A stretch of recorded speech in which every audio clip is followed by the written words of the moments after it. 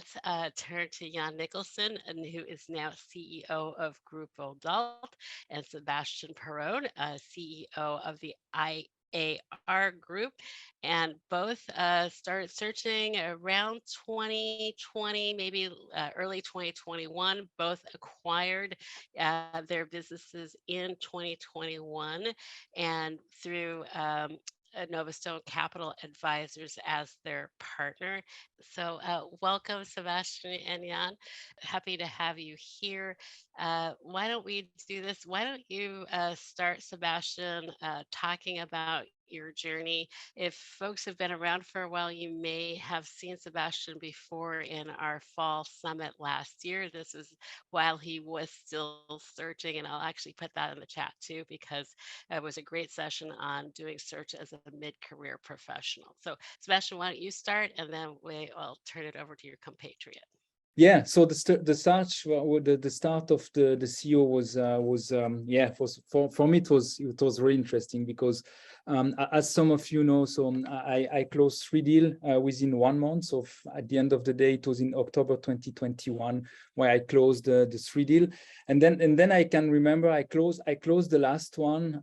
It was the company that I bought in Portugal. And then it was then we have the dinner, the closing dinner, and then I have a beautiful night in a hotel at nearby the ocean. And then the day after, I started my role as a CEO. So meaning that I have the night to take advantage of the success of having done the 3 closing.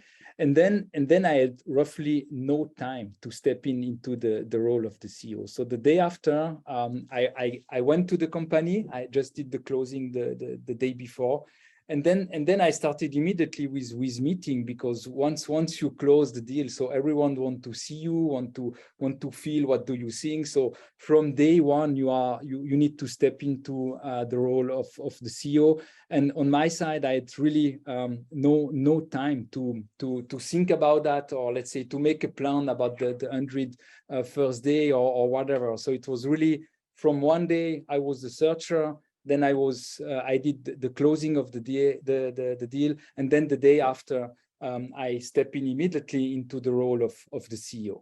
Yeah. Thank you. Yeah. Yeah. Hi everyone. So I actually tomorrow it will be exactly a day since I closed my deal. So it's almost anniversary. So I ended up buying a healthcare related business in Barcelona. I also remember this. It was I signed on the 7th of December. And then the 8th is public holiday, so I signed, and then I had the holiday, and then I came to work. And it's kind of that, the moment of truth when you sit down at the desk, and it's a clean desk, and you go like, okay, now theory is over. This is real. You're kind of out of the relatively comfort zone of searching, in the sense that you are in control of stuff, and then suddenly you have this kind of big responsibility on you. So for me, and I was also relatively close to Christmas. For me, one of the sellers stays on for quite a while. So I'm basically, in the beginning, it was basically like a co-CEO situation. A bit like Sebastian, it's really about meeting the people. So what I did, I organized basically, from early January on, I spent 2-3 weeks just working in the different departments of the company, moving boxes, popping pills, all the stuff we do, just to get a bit more into it and get to know the people and show myself. I think so, and that might be the experience of many others of you as well. So, due diligence is fine, but it's only that much that you learn. And especially around the people below the sellers, when I came into it, it was more like a black box, in the sense that the sellers had they had tried to sell for a couple of years. They had a buyer, and then that deal didn't go through. And at that time, they had told the employees, yeah, you know, we have a buyer. So this time, they really wanted the deal to be closed before they, you know, basically open up to the organization. So that was a bit the biggest uncertainty for me of, you know, how are the people? So the first month was really about going around, getting to chat to people. Also, like suppose I also didn't have like 100 days planned or something. It was really about, with respect, getting to know the company and understand what's going on. So I have And a yes, follow-up please. question for you. So you talked a little bit about the due diligence process, and can you tell me, are there differences between what you thought you were buying as a searcher and then what you actually got as the CEO? In broad terms, I think the box had what it said on the tin, but there were a number of things maybe that that we didn't go into in the due diligence or that you only get to know once you're there. First of all, it's obviously the people, right? You can look at the org chart, and I spent quite some time there and I observed people, but to get to know them. I think I realized when I got into the company, I mean, it's a relatively small company. When I bought it, was 54 employees, and they were in one location. So, and as a family-run company, the organization was full of executors, right? There's really much of a middle management. So that was, I was maybe a little bit, disappointed about that. As I also did a tour around, especially the finance department was really weak. The others were okay-ish. I think so generally, and also on the client side, the clients were much better than I expected. They were really, really enthusiastic. I think the one thing that I probably haven't, intellectually, I accepted it for myself. Yeah, and I'm buying a small, family-owned and run company, so there's probably not going to be a lot of governance and structure and stuff, and there really wasn't anything, right? So my investment thesis is, I basically found a local champion, and I'm going to take and copy and paste what they've done and spread it geographically. So, but what I realized, right, is that processes, of course they have processes because they're doing stuff, but they're not written or defined. So, if you want to copy and paste, you first need something to copy before you can paste it, and that copy part really wasn't there. So maybe I don't know what the right word is. Maybe not the maturity level, but the institutional side of things were maybe not as I expected. There's so many processes that were completely manual, and yeah, we do it because this is the way we do it, kind of thing. So kind of paradoxically, we help our clients digitalize their business, but our business is not at all digitalized. Oh, there's an adage about going to the hairdresser with the worst hair for the best hairstyle. So yeah, I totally get that. So Sebastian, I saw you smiling a couple of times with Jan's response there. Tell me about your experience. Yeah, because I have of course some similar not similar experience like Jan, but of course when you are buying the business, I mean we do all the due diligence, everything. So on the financial side, risk side, legal side, it's fine. But then of course the business owner is always trying to sell a bit more than just what the company is exactly. So on my side, I bought three companies, and I make it sure that I have at the 3 location a managing director that is going to run the business. And during a lot of discussion with all the business owner, for me it was one of the central point to be able to make my investment thesis working, that is bringing synergies within the entities. My role will be really to make this facilitator and to run the 3 entities into one group. And for that, I need the support from a strong management team. And now after more than 1 year running the business, I have all the situation you can have with succession that is not working happen. So basically, I discovered that in two of the entities, the management team was not as strong as expected. So in one, this leads to some sales done during the first quarter or the first 6 months of the company that I need to invest in my side more than that expected. In the other one, I have another situation that the successor has been chosen, and the day, exactly at the day he should step into the new role, the guy disappears. So he basically make a burnout. So what do you do when you buy the company? You need to step in. So again, investing time into stepping into that position, trying to find solutions. So, and this is all kind of things related to people that you cannot see into a due diligence. So this is my story, because within the group, the processes are not so bad. On the financial side, as Jan mentioned, we were not the best one, but we did some progress. Depending on the entities, it's not bad at all. Depending on the others, it's not so bad, but it's really about, for me, it was really about this leadership team that should help me to run the business further. That during the first 6 months, I had to play some fireworks exercises, and that I have 3 entities all around the world, so it was bound to a lot of traveling. I was aware that I need to travel a lot with an international group. I do that really. It's not an issue, but I was not expecting to step in to run directly one of the entities. So this is kind of small things that are happening after the due diligence, and this is really things that you need to prepare to be prepared too. And for me, it was great, because before doing the closing, when I presented the deal to some of the co-investor, it was the main question and the main concern of the co-investors, so today the shareholders, the co-shareholders, was exactly that one. They asked me, yes, but what if you need to step in ad interim, managing directly one of the 3 business you acquire?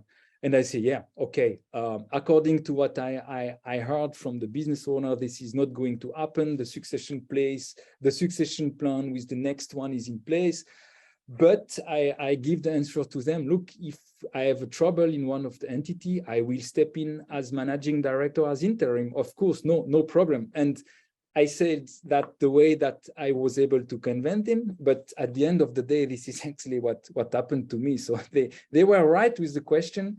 They were right to challenging me with that part. And finally, ask you also the question, what if, and in terms of people management, and then be ready to do it, because at the end of the day, once it's your business, I mean, there are no others. So maybe sometimes you can find someone, but when you have someone that disappears from one day to the others, you have no other choice than stepping into and do the job. And for me, it was a great learning, also a great experiences, by the way. I still enjoying going there and seeing everything, but it was one of the learnings I had, and things you can, at the end of the day, you cannot see that in the due diligence. Impossible. So you both have talked about the people part. It's very opaque from the outside, and then you've got these people surprises. Now, there's the surprise of somebody not showing up, which is different than handling the folks that are there. Can you tell me about how your maybe people management style or your perceptions of how to manage people have changed? I'll start with Sebastian first. For me, it changed a bit. So first, I was used to manage people at the top management of the company. But when you step in as the CEO of the company, this is one thing. But you are not only the CEO of the company, you are also the co-owner. And this is changing quite a lot of things, being the co-owner of a group like the IR group, or probably also Jan will confirm that of the group Odalt, because then you have the skin in the game, and then somehow when you spend the money for whatever you need to spend for salaries or for traveling or for even buying components, so we are building machines, so we buy quite a lot of components, somehow you always think 2 times, because part of the money is yours. So if you spend to do something, then you think immediately, okay, look, but then I need to have a return on that. And for me, this fact that this is partially your company, you are the co-owner. This is changing a bit the way you go with a lot of topics. You are no more the managing, just managing something. You are the managing that have quite a lot of skin in the games. And also regarding the people, at the end of the day, at a certain point of time, you have no more. I mean, when they ask you a question, you need to decide, and you have they cannot go to the next level. So you are the one that take the decision, the final decision, if yes or no, and bearing the whole consequences of that, if that positive or not. Yeah, this is changing a bit everything, to be frankly speaking, to frankly speaking with you, and this is changing everything, because yeah, at the end of the day, you are not just managing the company, you are representing the company. You have this skin in the game, and for me it was quite a huge difference, and I don't think that you can be prepared to do that. I mean, we can do a lot of MBA, you can do a lot of whatever you want to do, be the CEO of a company that is not belonging to you, but the day you step into the role to be the co-owner and the CEO of the group, this is changing radically the point of view you see your business, the way you take decision. I don't think this is changing a lot the way I need to directly lead and manage the people. So I'm still the same. But this is changing the way you put priorities and the way you see things. And yeah, really, really interesting for me. And at the end of the day, I hope that John will also be on my side. But this is very rewarding to be in that position and yeah, to do the job. So John, are you on his side? You find it rewarding? Yeah, no, broadly speaking, yes. I mean, it is, as Seb is saying, right? You know, yes, you're the CEO, but you're also kind of, you know, an investor in this. You have, you know, it's kind of been something that you're working for a long time. So you kind of have this many hats and perspectives on. So in my case, I did change country. So I moved here to Spain from Switzerland. So there's also kind of a cultural difference here. And it's still something I'm grappling with is kind of the management style. So in my career, I've mostly been in professional services, law, consulting, investment, tech companies, and in the company I ended up buying, most of the people are to say, they just execute stuff. And I don't know whether there's a cultural, whether there's the kind of roles, but I do find it a bit difficult to figure out whether, do people really tell me the truth? Well, I know they're not, but how biased is or how twisted is the truth I'm being told? People here are very, it's very face saving, and you don't want to, it's not very confrontational, right? So it's all yes, nice, but under the surface it isn't. So I'm used to kind of surround myself with lots of people that I would consider more like peers, and here it's a bit more of a hierarchical organization I've taken over. So I find it sometimes a bit difficult to kind of be that assertive. You need to do it, and you need to do it in this way, because sometimes I realize that's the way to get things done. It doesn't come natural to me. And more is kind of consensus. Let's discuss it together, consensus based, and now we all we understand why we make this decision, and now we all go in the same way. Whereas I'm obviously that's something we're changing slowly, but I'm surrounded much more by people who tell me what to do and I'll do it, and I find that difficult. And again, I said right at the beginning, there isn't really any middle management. So there's a lot of that. So yeah, I find that a bit difficult to adjust to.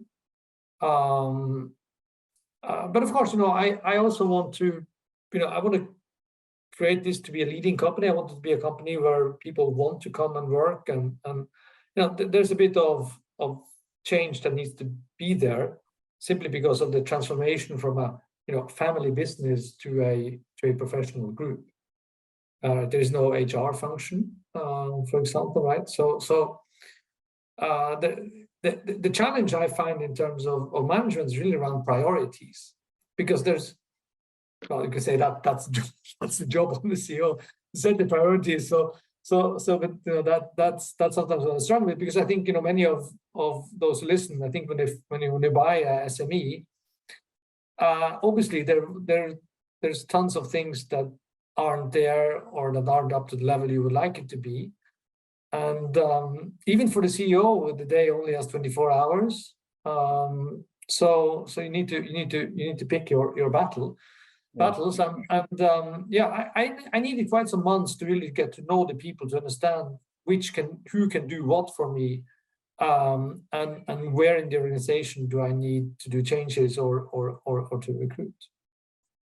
It was a long answer, by the way, Karen, sorry. So give me an example of something where a situation that you had early on, where if you could rewind the clock, you would do it differently now. That was to Seb, right? It's for me or it's for Jan? Either of you. For you, so I can get some time to think. Okay. Yeah, okay, I can start with that. So a situation where I need to rewind the time. Yes, I think that know that I see what is happening with one of the entities, especially with the guys that do not show up. If I need to rewind the time somehow, just after the closing, I had, the first time I met the guy that is going to be promoted and take over the job, I had a mixed feeling. And I had the mixed feeling, something like you cannot describe, but somehow in the stomach, a mixed feeling to say, oh, I don't know if this is the right one, but okay. I mean, the decision has been taken before I acquired the company. Everything has been set, and I say, okay, let's try it. So if I can rewind the time, I would say at that time I should say, look, I have a mixed feeling, and really, frankly speaking, I have a mixed feeling. And then try to find a way or to discuss further, or even to send into an assessment or whatever, but try to really follow my feeling, and maybe nowadays I do that a bit more than in the past. So saying, okay, if I have a strange somehow feeling, stomach say me, oh, I feel not comfortable for whatever reason, then I say, oh, look, stop. I learned once, especially about people, and then let's don't say yes or no immediately, but let's take a bit of distance with that, analyze a bit more the situation, and then come back to that in 2 days or 3 days, or think a bit more about that. And I learned that, and if I can, turn back time, that will be a situation where I should say, okay, look, say no or don't say yes, and then go back, and that would have saved me quite a lot of travel to that beautiful country and to that place. But nowadays, when I see where we are with the situation, I'm very happy also to have done the job. It's fine. And about the situation, I think that this is something that I was worth to mention. So that I guess the moral of the lesson there is being kind of willing to stick with your gut, even as a new CEO, or at least listen to it. Yeah, I mean, for me, this is about that. Yeah, with the new CEO. So listen to him was good, but somehow, I mean, that would have been for me what I should have done, and then listen better to me and to my feelings. Okay, Jan? Yeah, I mean, there's probably many examples I could use, but the one, if I had to wind back, so it's in a way the relationship with one of the sellers. So I had two sellers. One wanted to stay on, and he's great. We get on super well. But the one who basically said, "Listen, I want to retire. I'm out of this. Here's my desk. Take my desk when you come in, and it's all yours." I guess I took it at face value that he said, "Listen, I want to retire, and don't count on me." So I realized afterwards that he was kind of offended that I took him literally on that. That he wasn't invited to meetings, he didn't know what was going on, and then of course he was kind of then bad mouthing behind, they exclude me and did. So I probably should be much more aware of, yes, someone is saying they want to sell their business that they build up, but they still have a huge emotional attachment to it, and also a bit of their own, probably their own, what is the word I'm searching for? It's not necessarily ego, but that they've been defined themselves by their work, by the company, and then if it's kind of a hard cut, that is probably not easy. So I think I should be just much more alert to that it's not so easy to sell the business, and taking him, being much more active in keeping him kind of feeling involved. So I want to turn now to talking about working with your investors and board post acquisition. And then after that, I want to open it up to questions from the audience. And I just want to let the audience members know that you can put your questions in the chat if you like, and I'll read them out. Or when the time comes, you can raise your hand and I will ask you to unmute, and then you can ask your question at that time. So let's talk about giving your board either bad or not so great news. Sebastian, you alluded to that a little bit, talking about how things kind of weren't going as well with one of your units as you had hoped, and that causing the revenue to be down, I think is what you mentioned. Can you talk about how you talked with that about the board and how they reacted and all that? No, yeah, this is a good point. So working with the board post acquisition is something for me that is very important, especially for bad news, because working with the board when you have only good news is easy. So usually you go through the presentation and it's okay, and then it's done.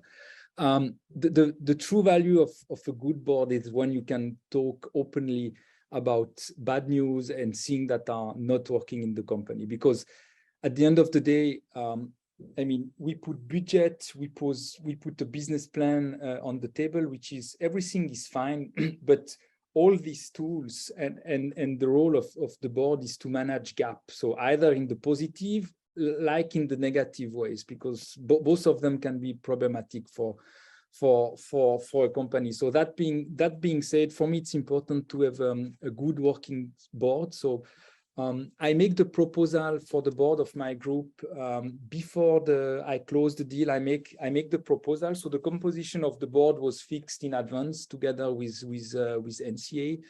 And then I make some proposal to have a board member that should fit. So the proposal have been approved. And now we are a board of 4 people with myself, with someone representing NCA, someone that is also one of the main shareholders of the company, and someone coming from the industry.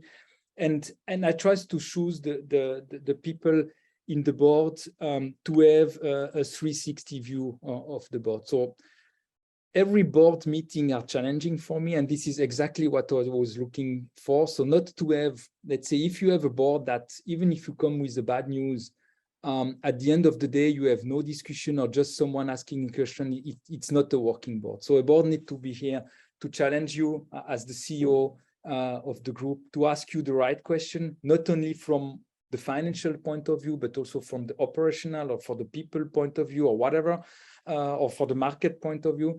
And this board should work very well, because as you mentioned, the board should even work better when you have some bad news. And again, for me, it's important.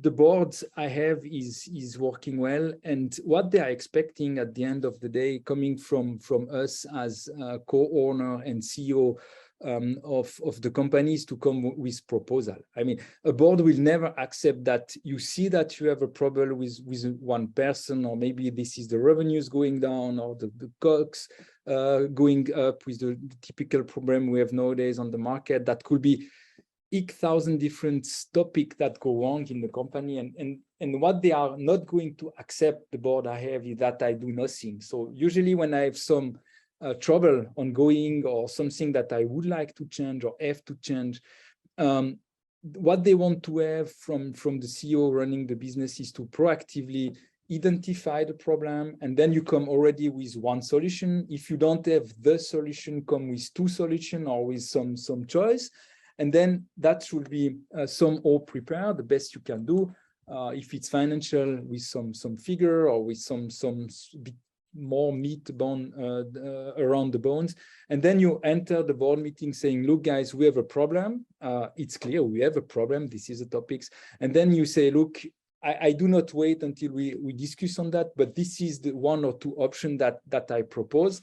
And sometimes out of the board, you come out with a third option, or something that is in between, that is the right one. And this is a lot of value to move on. So be proactive, and then usually the board, when it's working well, you come out with a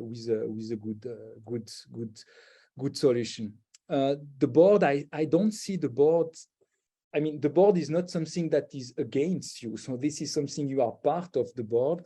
And this is the team. I mean, the board we are all together to move on according to an investment thesis. So at the end of the day, the board is measured according to the performance we do, or we manage the gap with the investment thesis. And this is for me always, I mean, I like to have the board meetings, because for me it's really, while preparing and then while being into the board meeting, this is the time I take to reflect a bit my own job. So this is me really, you step out from the just operative works of the CEO, and then you enter as board member. You say, okay, look, and then you look at the mirror. This is what the company is doing. This is the job I do. And then you discuss that in the team, and then it's a good exercise to criticize yourself about the decision you do, about the job you do. And you need to be open to accept the challenge, but it's very rewarding, because then you come back from the board meeting with this distance, with a more clear picture, and then you go for what have been decided, and usually it's pay off. So really having the board working, or being aware that the board is working with you, and take the challenge of the autocriticism in board meetings is very rewarding. And yeah, I love this board meetings. That's wonderful. I want to turn now to Jan. Do you love your board meetings?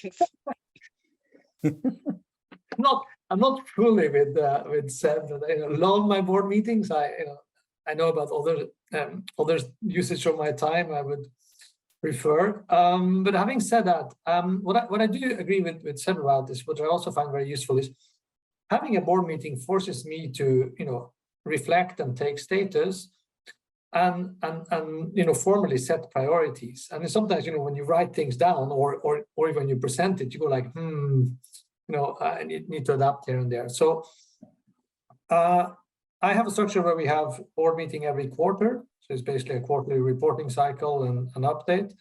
I find that for my business to be appropriate. And as Seb said, right, if things are going reasonably well, then board meetings are a pleasant affair. And that's largely been the case for me. I had a bit of issues in the beginning, which when you got into business and as I said, right, my investment thesis is basically a copy paste and open sites doing what we do in the main site. So on the good news, I saw that we could grow faster than I had in my plan, but that also created a bit of a liquidity issue, and I think that's something that at least I struggled with, during the search phase was, to find companies where the whole financial profile work, because you need some acquisition depth to get the economics to go up, but then that binds up your cash flow to service the debt. So I had a third of the acquisition price was a seller note, and there's also a meaningful earnout. So of course, as I wanted to grow faster, I needed to take the cash that I wanted to repay those loans. I needed that cash to grow. So there, with a couple of the board and a couple of investors, we found a way to restructure the seller note to basically put it further out to free up capital to grow faster. The thing so I think, as I said, right, I think the board is an important part because it puts a bit of a structure and discipline into it. But I think most of the companies that that end up being bought by a searcher, right, is a niche company in some shape or form. So in my experience with boards is that industry insiders or board members that been on the customer side or things like that can be very, very valuable. But when you are in a niche business, it's difficult to find those people. So I found an independent board member who's been kind of growing, been in a growing business to kind of help me, look ahead. But I'm not fully satisfied with my board composition. Yes, I would really like to have some industry insiders, but it's really difficult to find them. But yeah, otherwise, yeah, I think as said as well, right? It's in the board. It's not us against them. It's us. Yeah. And I generally find the board pretty supportive, and I'll be there to help. And I think that's in a way the challenge, especially in the beginning, is to dare to be open about the challenges you have, and put yourself to be vulnerable, and not just everything is okay, don't worry, don't bother me, but to open up. But I mean, everyone probably has a different style, but that's at least what's been my experience.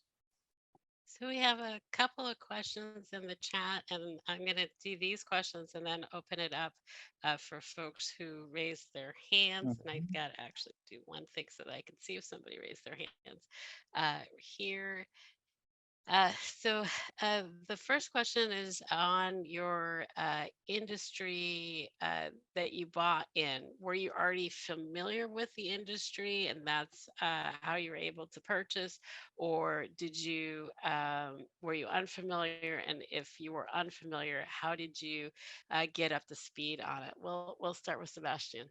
Yeah, for me the answer is quite simple. So I was very familiar with the industry I'm in. So I make a focus search looking to acquire a company in the industrial automation machinery in industry.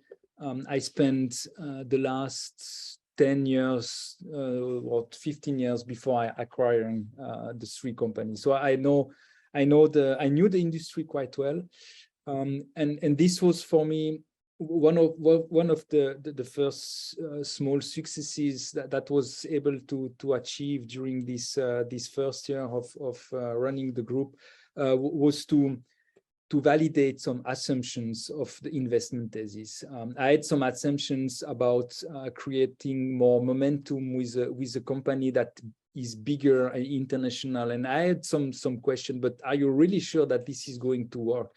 And you find no literatures or nothing's scientific to prove that is going to work. And after 1 year, yes, I write down to the shareholders during the last report to say, look, guys, it was one of the assumptions, and yeah, I can prove it. This is working. So this is things you can do once you are acquiring company in the companies in the industry.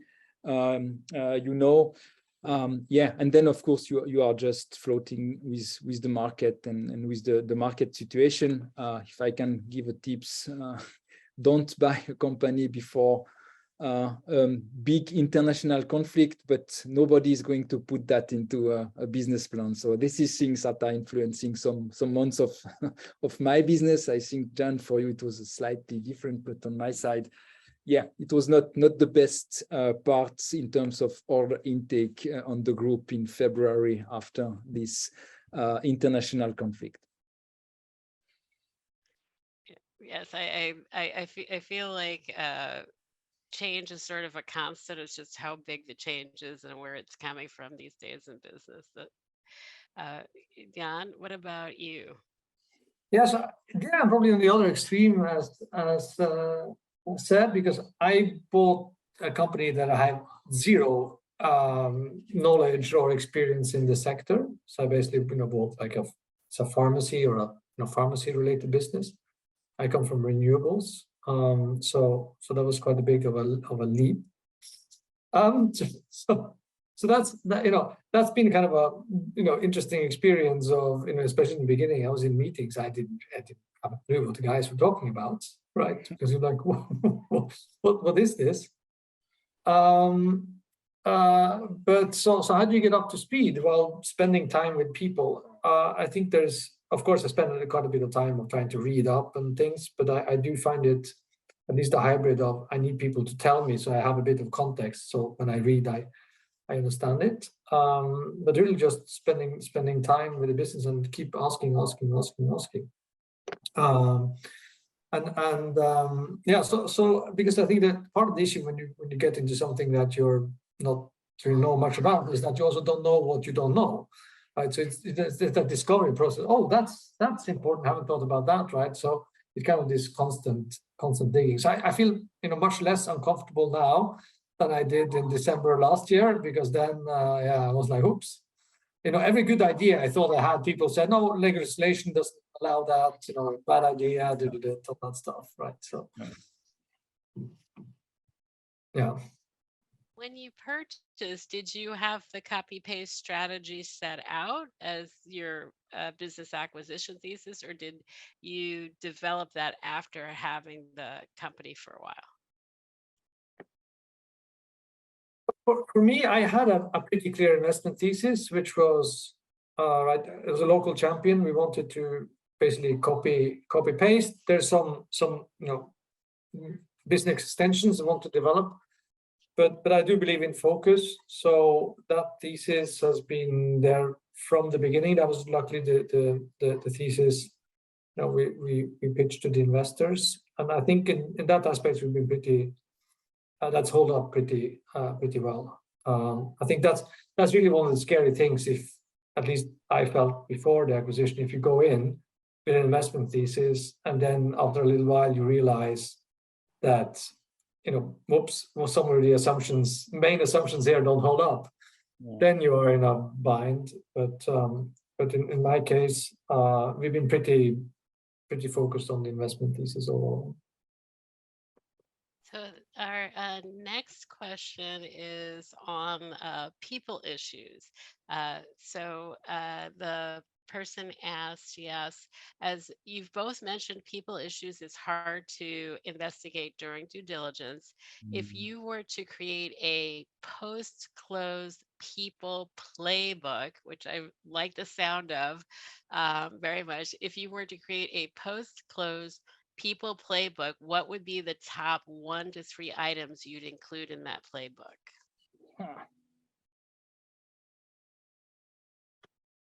Yeah, it's a very good point and very difficult question to answer, because the best I think will be to have more time to spend before closing with the team and to ask some question about them, motivation, what they want to do, and so. But on my side, the truth was that in 2 of the 3 companies, the people didn't even know that there were an acquisition process in the back. So I've been put in front of the team at 2 entities after the closing. So we signed everything the day after in one, and then even 1 week after in the second one, because I was traveling at that time to close everything. So or do you can do that? Good question. So if you can, try to spend time with the key people, if it's allowed by the seller, which is not always the case. I think that will be the key things that I will put number one on the playbook list. Yeah, maybe Jan. Yeah, no, I mean, I agree. I think it's just the time. That's the thing. You need to get to know people. As I said, right, I was not in a position really to meet with any of the people before closing, so that was a bit of the big scary thing of, you know, when you start walking in the corridors, you know, what you find.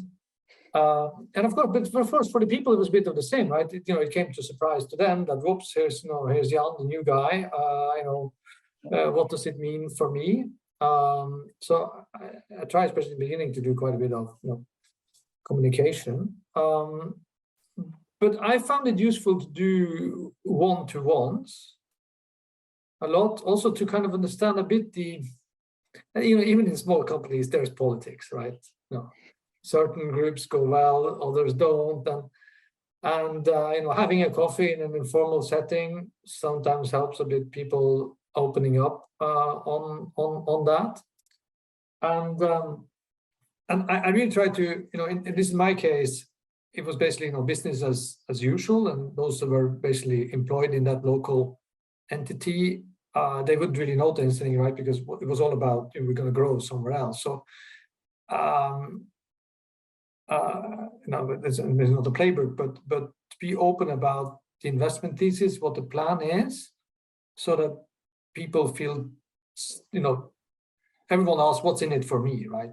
And help them answer that question, that what's in it for me. In I think that will be the case in most of search of funded acquisitions, is that there's more opportunities than threats, right? Because we tend not to buy companies that need a, you know, 90-degree change of strategy. It's a lot of it, we buy it because we like the core business. There's a continuation here that we would, you know, either like to accelerate or improve on, but that the core part of the business, and therefore the people that are there, that is what we're buying. And to get that message across. I don't know what that would be. Well, maybe it would be part of my playbook. I haven't been so good at implementing it myself, but it is, you know, in these smaller companies, is that everything is very informal, right? So who's actually responsible for what? You know, what's, you know, what does this department do? What does that department do? I spent a bit time in the beginning really to try to write down, you know, here's the responsibility of this part, here's the responsibility of that part. I did partly for myself, but I think it was also useful for them to kind of get a bit more clarity or formality around the organization and their role and what's expected of them. But I think, you know, we could probably have, you know, many conferences on this topic. It's possibly the most difficult topic I found. I agree with you. I'm going to just open it up for questions from the audience. If you wanted to unmute, if I don't see a hand go up, I do have a question that I wanted to ask both of you, and that is looking forward. I'm not saying anything. And so looking forward over the next 6 months, do you think you're going to do more acquisitions, or actually, why don't I ask it this way? In the next 6 months, what are you going to do more of, and what are you going to do less of as a CEO or business operator? I'll start with Sebastian on this one. Okay, very good. So on my side, one thing is clear during the next 6 months. So I just proceed to a key hiring that is a group CFO. So I will probably do less Excel and playing with the number because finally I have someone that is going to take a big part over for me. So that will be true.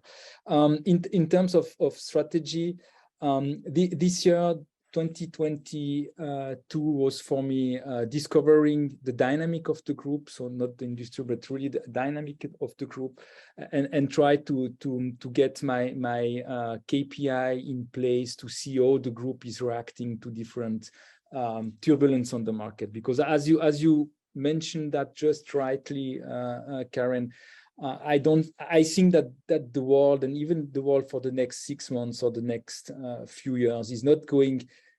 We are going to jump from one geopolitical trouble or COVID crisis to the other. So I don't think that we are going to have again 5 years that will be just quiet and with growing business everywhere. So meaning that being for me a bit, I mean, I bought the company just after the COVID crisis.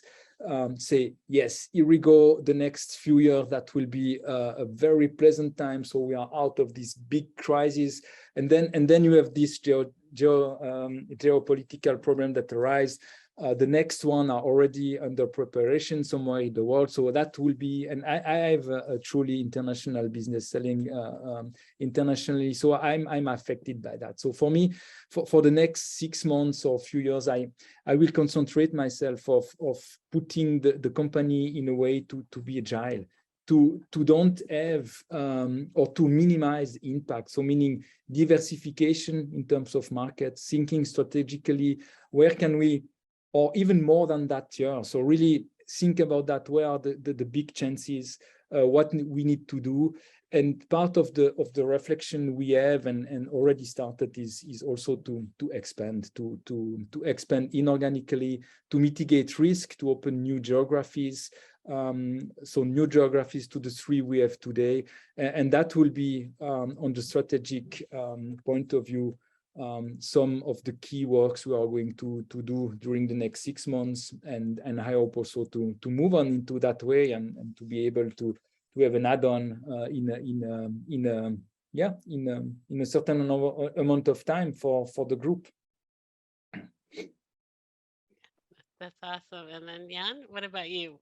What are you going to do more of and less of in the next 6 months?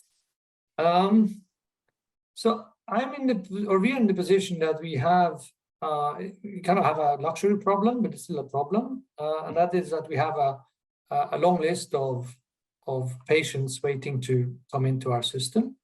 Yeah. So we have basically committed to, over the next 3 months, taking 35% more patients. So that's a big growth.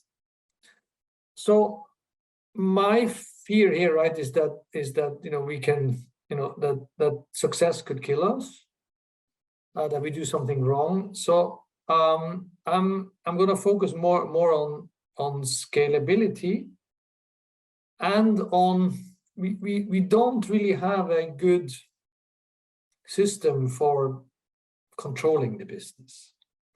So we had a couple of times, right, where you realize something is wrong because the customers are complaining, and not because someone told you internally that, oops, we have a problem, right? So I want to spend more time, a bit more operational, right, to be much closer to the people, to kind of understand if, are we stressing the organization too much with the growth plans we have. So as I tell my people, right, the metaphor I'm using, right, is that we're taking a small boat from a lake, so a local business, we're going to put it into the ocean. And we're going to need to sail the boat, so take care of the patients we have. We need to build the boat, because we're going to cross the ocean, and we need to hire the sailors at the same time. And so I need to spend a bit more time on building the boat and on recruiting. We find it difficult to find good people. We are not, and that me included, not very good at hiring. So, and I realized that a lot of the unforeseen demands on my time come from people issues. Something's not working out, that, someone not talking together so they don't coordinate, all that kind of stuff.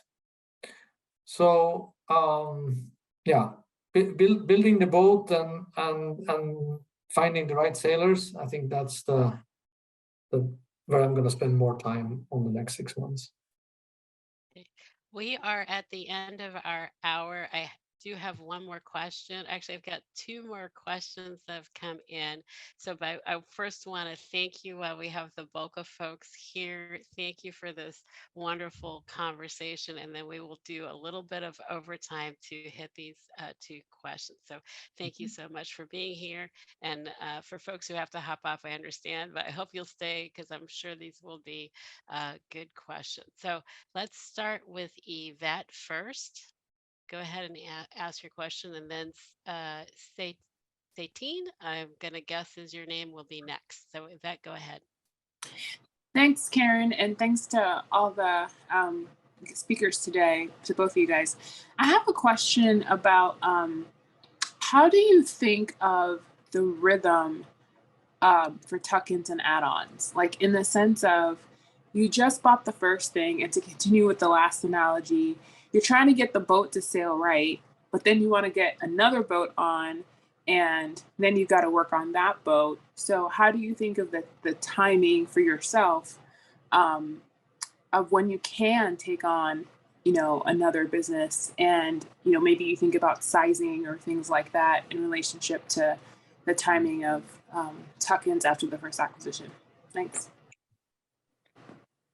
Okay, maybe Jan, I will take that one. So thank you, Yvette, for the question. So I think that, of course, this is bound to a timing. Adding in my case, adding one more also will increase the complexity of a group that is already quite complex in terms of management. But then at the end of the day, of course, it's about timing, but is there a right timing? So for me, I'm not really looking at the right timing. I look at the right add-on target. And if I have the right add-on target that is appearing today or tomorrow, and then it's a chance to have the company, because the company is fitting to the group, and more than the company itself, if the people that are running today the company are fitting to what you do or to what I'm doing and to the vision behind the group, then it will be probably the right timing to move on and to do the acquisition. So I think that the time is not really the most important factor, especially on my side. My side is the most important factor is target itself, is fit with the current group, and the fit with, let's say, the business owner or the management team, because know that the group is known and I'm no more searching. For me, it's also much more easier to, let's say, to discuss openly with add-on, to say, look, we are talking about an integration in the group, and then I can put in place exactly what I want, also in terms of future management. And then I can also ask the seller, if no one is going to remain in the management of the company, to have a frank discussion with the next one that is going to be part of the management team of the group, and talk with the people in order to ensure that add-on will be a successful one. So that being said, the timing is not so important. If you talk about financials, of course, when you are consolidating everything at the beginning, you have some leverage, etc., to take in account. But what I remark is still that on the market, there are still quite a lot of liquidity, and usually when the deal is well negotiated and the company, you have EBITDA multiple that is according to what you had at the closing or even lower, usually the financing of the transaction itself is not the big issue. So for me, the most important is really to have the right target with the right management team in order to fit, and not to have a problem after the add-on, but to have really something that brings you a bit more power, and you can then leverage on the add-on you are going to close.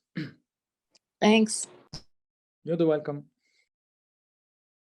And Satine, or is, I was telling Jan earlier, I get all names wrong, so please correct me. Nearly correct, Karen. Thanks for moderating this. very interesting hour we had behind us. It's Chetin. It's a special letter, but I don't mind. I accept every interpretation. So, and gentlemen, Jan Mangetak for your presentation and for your thoughts. Merci beaucoup, monsieur, for your part, Sebastian.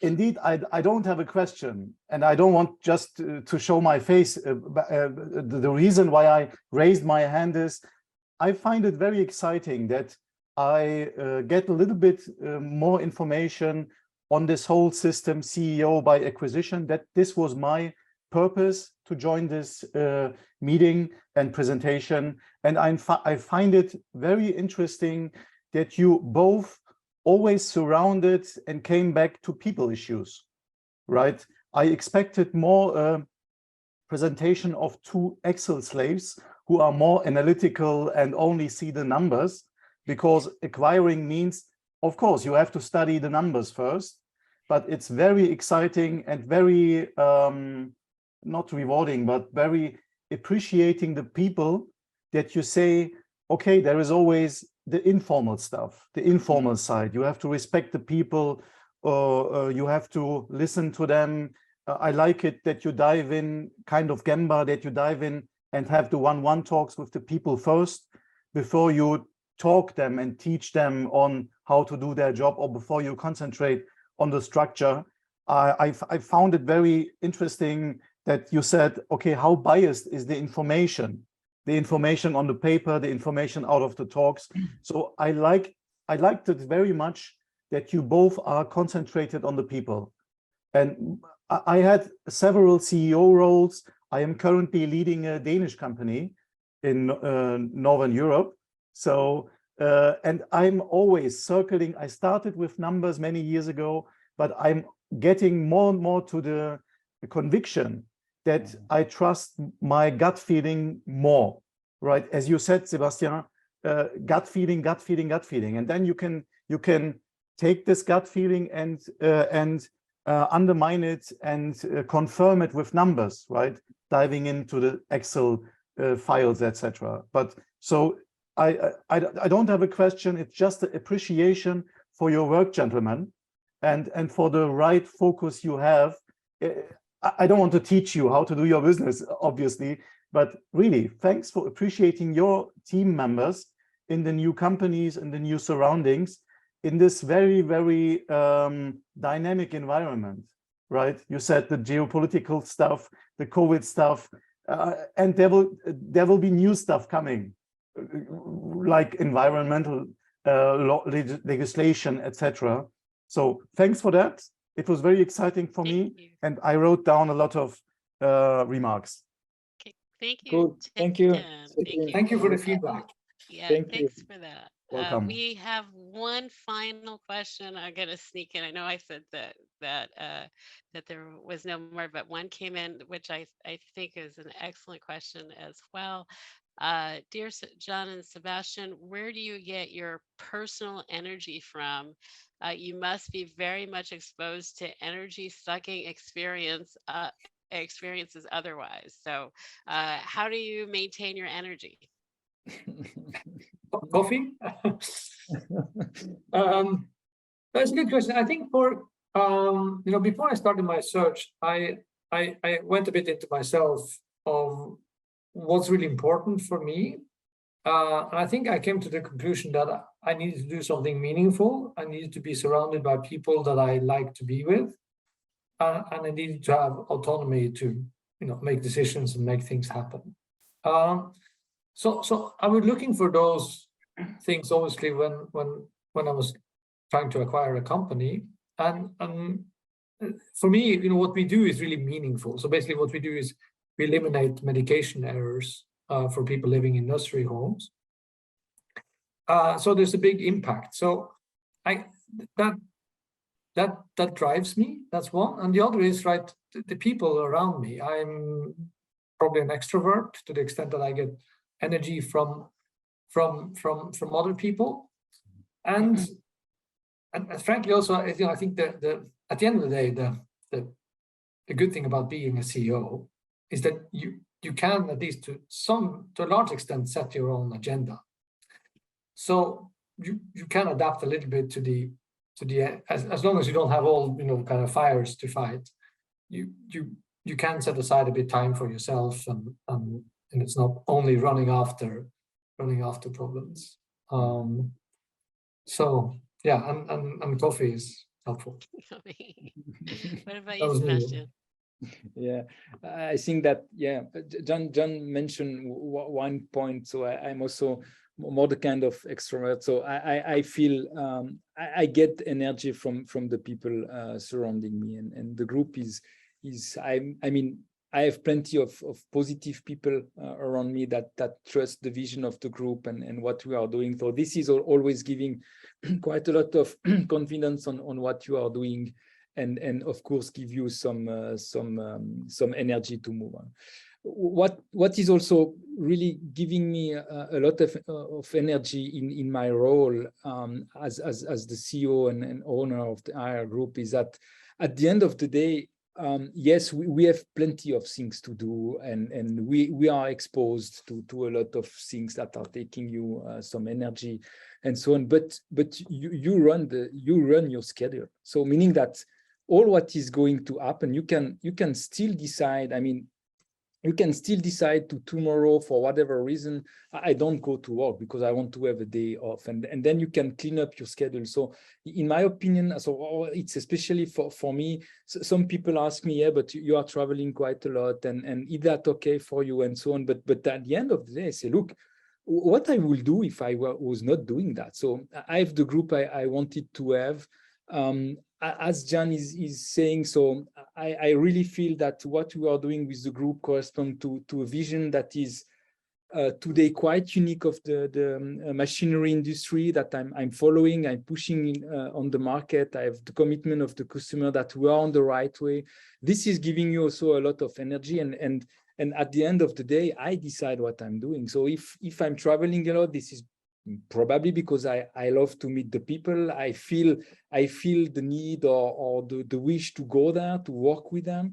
And if I should get tired of doing that, and then I want to concentrate tomorrow myself on doing something else within the group, or put some other task on the priority, I can decide that immediately. So no one is going to I mean, the only results, I was talking to one of the shareholders to say, look, at the end of the day, you are going to be judged with the progress of the group. So if you want to go every day golfing, and you can golf 7 days per week, and the group is still performing well, fine, do that. So I don't feel obliged to follow up the agenda I have. I don't feel obliged nowadays to go to work. I mean, I do that because I love what I'm doing, and this is bringing me also energy to get the ball rolling and to get the group moving on. And this is really the way I get this energy we need to relive, or to have to master all the challenge we have ahead of us.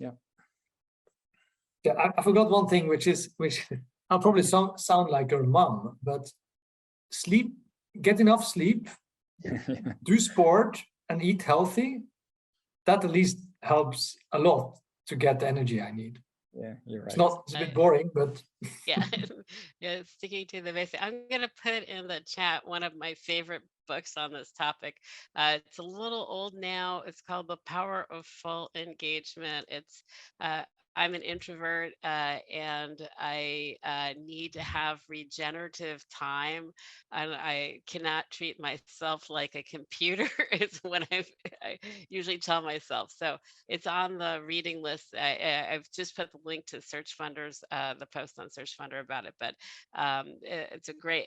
I've really changed how I structure my day and what I do during the day and how I do it. So hopefully other people will find it enjoyable too. So we have gone way over time, and I know as CEO's time is precious. So I want to thank you both for being here today, for answering all of these questions and sharing your experience. This will be invaluable for the searchers and CEOs that come after you. So thank you again, and I hope our audience gives a virtual applause and thanks also in the chat to you for being here. So thank you again, Sebastian and Jan, so much. Thank you for being here. Thank Thanks you. for having us.